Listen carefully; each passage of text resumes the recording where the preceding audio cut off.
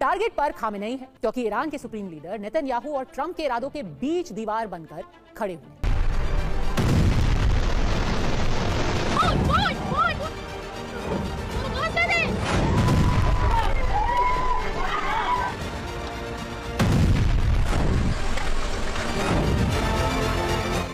America की मध्य पूर्व में पुरानी रणनीति है, पहले तानाशाह को वैश्विक खतरा बताओ और फिर खत्म कर दो।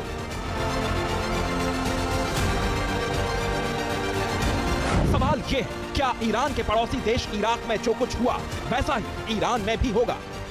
2003 Iraq, weapon of mass destruction का आरोप, सद्दाम हुसैन का अंत। क्या सद्दाम की तरह खामेनेई को भी फांसी दी जाएगी? साल 2011 लीबिया, पहले परमाणु समझौता फिर गद्दाफी की निर्मम हत्या। क्या जैसे लीबिया में हुआ वैसा ही ईरान में भी होगा? क्या गद्दाफी की तरह खामेनेई को पीट पीट कर मार दिया जाएगा?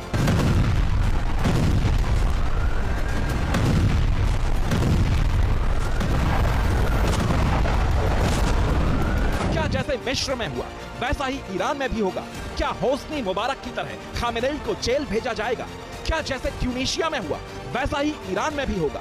क्या बेन अली की तरह खामेनेई को देश छोड़कर भागना होगा? क्या जैसा सीरिया में हुआ वैसा ही ईरान में होगा? क्या बशर अल असद की तरह खामेनेई का तख्ता पलट होगा?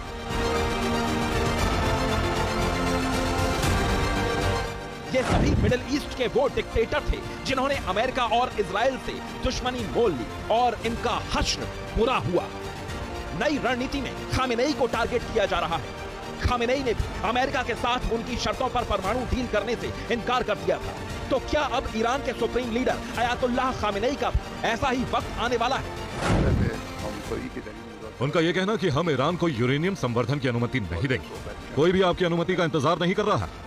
इस्लामी गणराज्य के पास एक नीति, एक तरीका है जिसका वो पालन करता रहेगा।